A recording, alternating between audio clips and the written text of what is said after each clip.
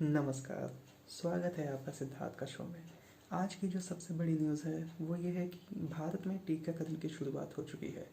Corona के खिलाफ जो टीकाकरण अभियान है ये बहुत ही बड़ा अभियान है और पहले ही दिन हमने लगभग 2 लाख लोगों का टीकाकरण किया कोवैक्सीन और कोविशील्ड के यूज़ से। तो ये अच्छी शुरुआत कही जा सकती है, क्योंकि जब टेस्टिंग की बात हुई थी, यानी लास्ट ईयर जब कोरोना की टेस्टिंग चल रही थी, तो 1 लाख और 2 लाख पहुँचने में हमें काफ़ी टाइम लग गया था। पर यहाँ हमने पहले ही दिन अगर 2 लाख लोगों का टीकाकरण कर दिया है तो एक अच्छी शुरुआत है और जल्द ही काफ़ी लोगों का टीकाकरण होगा। और हो सकता है कि साल के अंत होते होते आम जनता तक और यानी हमारे और आप तक भी टीकाकरण की सुविधा आ जाए और हम लोग भी टीकाकरण करवा लें अपना, यानी वैक्सीनेशन। इससे ये होगा कि जो कोरोना का जो खतरा है उससे थोड़ा बच जाएंगे, क्योंकि कोई भी बीमारी आती है तो उससे बचने का एक ही चीज़ है, या तो आप इलाज करवाओ या उसके प्रिकॉशन के तौर पे टीका लगवा लो। इसके आगे चलते हैं। एक जो अभी तक डिस्कशन इतने चल रहे थे कि व्हाट्सएप ने हमें कोई ऑप्शन ही नहीं दिया है। व्हाट्सएप ने अपनी हाल ही में प्राइवेसी पॉलिसी अपडेट करी, जिसका नोटिफिकेशन हम लोगों को आया। इसमें सबसे महत्वपूर्ण बात यह है कि यहाँ पर आपके पास सिर्फ एग्री का बटन था, आप डिसएग्री नहीं कर सकते उससे। या तो आप एक्सेप्ट करोगे या आप उसे कैंसिल करोगे, तो वो नोटिफिकेशन बाद में भी आपको आता रहेगा जब भी आप व्हाट्सएप खोलते हो। पर इसकी जो डेडलाइन थी वो 8 फरवरी तक की थी, यानी 8 फरवरी तक अगर आप इसे एक्सेप्ट नहीं करते हो तो आपको अपना अकाउंट डिलीट करना पड़ेगा या फिर छोड़ना पड़ेगा। इस पर कोई ख़ास अपडेट नहीं थी। तो बहुत सारा हंगामा मच गया है यहाँ पर सोशल मीडिया पे। लोगों ने कहा कि व्हाट्सएप ऐसा कैसे कर सकता है कि वो हमें ऑर्डर दे कि भाई एक्सेप्ट करो या छोड़ो। ये तो मतलब मकान मालिक वाली बात हो गई कि भैया किराया दो या छोड़ो। किराया मतलब ऐसा आप समझ सकते हो। तो इसके बाद लोगों ने अल्टरनेटिव खोजना शुरू किया। यहाँ पे एलॉन मस्क ने जब ट्वीट कर दिया कि यूज़ सिग्नल, तो सिग्नल पे लोगों ने शिफ्ट करना स्टार्ट कर दिया। उससे पहले से भी हमारे पास एक ऐप था टेलीग्राम, जिसपे काफ़ी लोग वैसे भी यूज़र थे उसके, पर काफ़ी लोग उस पर भी शिफ्ट होने लगे। व्हाट्सएप की जो यूज़र्स की संख्या थी वो थोड़ा कम होने लगी, इसको रेटिंग्स भी गड़बड़ मिलने लगी। तो व्हाट्सएप को यहाँ क्लैरिफिकेशन देना पड़ा कि नहीं, ये जो भी हम कर रहे हैं डेटा कलेक्ट, ये सिर्फ व्हाट्सएप के बिजनेस अकाउंट से करने वाले हैं, नॉर्मल अकाउंट से नहीं। फिर भी लोग नहीं माने, बोले नहीं आप तो हमारी चैट शेयर कर दोगे। बीच में थोड़ा विवाद ये भी आया कि गूगल पे कुछ ग्रुप की चैट्स दिखने लगी। और सबसे बड़ी चीज़ ये है कि आज के दिन एक नई खुलासा हुआ। एडवोकेट प्रशांत भूषण ने अर्नब गोस्वामी और बार्क के हेड के बीच में कुछ चैट्स हैं, व्हाट्सएप चैट्स, उन्हें लीक किया है, उसके स्क्रीनशॉट्स। अगर WhatsApp end to end encrypted है तो कैसे कोई तीसरा बंदा इनकी चैट्स को लीक कर रहा है? तो इसलिए ये बहुत बड़ा क्वेश्चन बन जाता है यहाँ पे कि हम किस पे जाएं। देखिए, व्हाट्सएप बहुत ही ज़रूरतमंद चीज़ है। मतलब किसी भी प्रोडक्ट की जो सक्सेस है ना, वो उसके नाम से ही नापी जा सकती है। अगर आप किसी को कहिए सर्च करने के लिए, नॉर्मल सर्च, लोग आजकल गूगल करते हैं। गूगल जो है ना वो एक पर्यायवाची बन गया है सर्च करने का। इंटरनेट पे सर्च करने का मतलब ये है गूगल करना।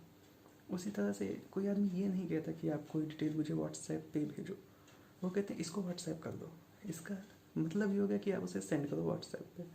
तो प्रोडक्ट की सक्सेस यही है कि उसका नाम एक पर्यायवाची बन जाता है। हम उसे प्रोनाउन की तरह नहीं, मतलब उसे नाउन की तरह नहीं, हम उसे वर्ब की तरह यूज़ करने लगते हैं। तो अगर यहाँ पर इतना हंगामा मचने की वजह से कोई खास ज़रूरत नहीं है, क्योंकि जब भी हम व्हाट्सएप यूज़ करते हैं तो हमारी काफ़ी जानकारी तो हम वहाँ देते ही हैं। जैसे कि आपका फ़ोन नंबर, आपका नाम, कुछ वहाँ पे आप लिखते हो, आप एक बैकअप क्रिएट करते हो किसी ईमेल आईडी पे। यही सब खेल हो जाता है। आपका एक ऑनलाइन बैकअप है। अब भाई ईमेल आईडी तो हैक हो सकती है, आपके चैट सिक्योर कहाँ है? दूसरी चीज़ ये है कि व्हाट्सएप यूज़ करने के लिए आप काफ़ी चीज़ें अलाउ करते हो, परमिशंस। इंस्टॉल करते वक्त हम तो देखते नहीं थे, हालांकि कुछ पिछले साल से हम लोग देखने लगे हैं, काफ़ी चीज़ें पढ़ने लगे हैं कि जब से टिकटॉक वाला विवाद हुआ कि चाइनीज़ कंपनीज हमारा डेटा शेयर करती हैं, तब से हम थोड़ा जागरूक तो हुए हैं। पर फिर भी व्हाट्सएप आपको यूज़ करना है तो आपको कॉन्टैक्ट की परमिशन देना पड़ेगी, तभी वो आपके कॉन्टैक्ट्स को दिखाएगा कि कौन से कॉन्टैक्ट्स व्हाट्सएप पे हैं। आपको कोई फ़ोटो शेयर करनी है, वीडियो शेयर करना है, तो आपको अपनी गैलरी का एक्सेस देना पड़ेगा, तभी आप फ़ोटो को डाउनलोड कर सकते हो। इस तरह से काफ़ी पेमेंट्स, मतलब पेमेंट का ऑप्शन है, तो वहाँ पे भी आपको अकाउंट डिटेल्स वगैरह ऐड करनी पड़ेगी। यहीं पे सारा खेल हो जाता है कि इतनी सिक्योर इन्फॉर्मेशन व्हाट्सएप फेसबुक से शेयर कर सकता है। नई प्राइवेसी पॉलिसी में तो उसने ऐसा ही कहा था। तो इसी पे लोगों ने हंगामा किया और लोगों ने कहा कि कोई ऐसा ऐप क्यों ना यूज़ करें जैसे कि सिग्नल या टेलीग्राम। तो फ़िलहाल के लिए अगर आप चाहें तो शिफ्ट हो सकते हैं, पर व्हाट्सएप ने अभी हाल ही में एक नई प्रेस रिलीज करी और कहा कि लोगों को शायद प्राइवेसी पॉलिसी समझने में दिक्कत आ रही है, लोग गलत इंटरप्रेट कर रहे हैं इसको, यानी उनकी जो मंशा है वो आप समझ नहीं पा रहे हो।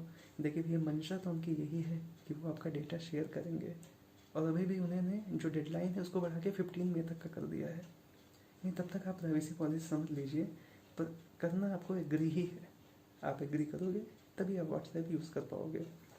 अब आगे वो डिलीट करेंगे या नहीं करेंगे ये तो आगे पता चलेगा, पर फिलहाल आप अभी मई तक ही यूज कर सकते हैं, आपके पास 4 महीने से ज़्यादा का समय है।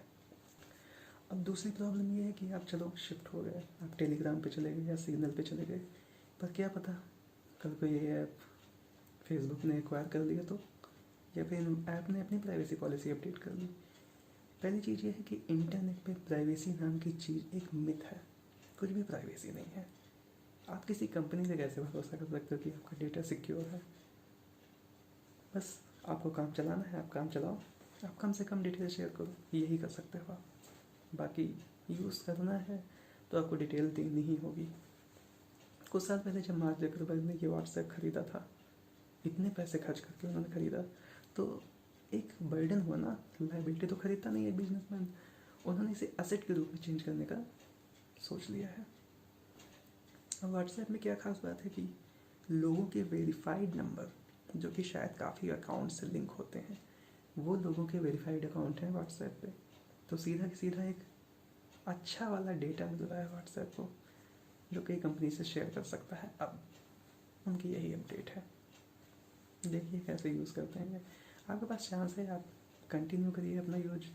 वैसे भी यहाँ पे तो लोग यही कहते हैं कि अरे अगर देख भी लेगा तो क्या देख लेगा, हमारे पास है ही क्या। आपका डेटा ही आपकी सबसे कीमती चीज़ है, उसे बचाइए। दिन भर फ़ोन आते रहते हैं ना, लोन ले लो, ये ले लो, वो ले लो, ये समस्या से निजात पाइए। ये तो बहुत छोटी चीज़ है, डेटा का खेल तो बहुत बड़ा है। आगे चलते हैं। पीयूष गोयल जी ने आज एक ट्वीट किया जिसमें उन्होंने नई दिल्ली जो रेलवे स्टेशन है उसके एक डिज़ाइन को पेश किया कि फ्यूचर में उन्हें स्टेशन कैसा लगने वाला है। एक बहुत बड़ा प्रोजेक्ट आ रहा है रीडेवलपमेंट के लिए। फ़ोटो से तो काफ़ी अच्छा लग रहा है, पर यहाँ मेरा सवाल ये है कि इसमें रेलवे लाइन नहीं दिख रही है।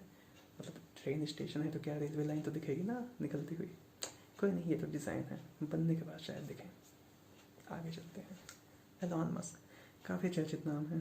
फिलहाल ये काफ़ी चर्चाओं में तब आ गए जब ये दुनिया के सबसे बड़े आदमी बन गए पैसों के मामले में, यानी richest person in the world. इन्होंने जेफ बेजोस को पीछे छोड़ दिया, बिल गेट्स को भी पीछे छोड़ दिया, नंबर 1 पे हैं आज। दूसरी बात ये चर्चा में है जब इन्होंने ट्वीट किया कि यूज सिग्नल, सिंपल ट्वीट, और इस सिग्नल के स्टॉक्स बढ़ गए। अब अच्छी खबर ये है कि इंडिया में टेस्ला कार फाइनली आने वाली है। क्यों? क्योंकि टेस्ला ने अपना रजिस्ट्रेशन करा लिया है, और कर्नाटका के सीएम BS येदियुरप्पा उन्होंने भी वेलकम किया है टेस्ला का। चलिए, कुछ इनोवेशन तो आएगा इंडिया में भी। वैसे यहाँ की रोड और ट्रैफिक कंडीशन को देखते हुए देखते हैं कि टेस्ला का ऑटो पायलट कैसे गाड़ी चलाता है। बहुत ही इनोवेटिव आइडिया यहाँ पे पेश किया है किसी इंडियन कंपनी ने, लावा मोबाइल्स। इन्होंने, ये पहली ऐसी कंपनी बन गए हैं जिन्होंने कस्टमाइजेबल फ़ोन का ऑप्शन दिया है। मतलब आपकी जो रिक्वायरमेंट हो आप उसके हिसाब से कस्टमाइज कर सकते हो। यहाँ की 5 प्रॉपर्टीज़ हैं ये, इनमें आप अपना सिलेक्शन कर सकते हो। हालांकि आप बिल्कुल अपनी इच्छा के अनुसार नहीं कस्टमाइज़ कर सकते। यहाँ पे कुछ ऑप्शंस अवेलेबल हैं, आप उनमें चूज़ करके कस्टमाइज़ कर सकते हो। आप सबसे अच्छे फीचर वाला फ़ोन लेंगे तब भी बहुत ही अफोर्डेबल प्राइस है।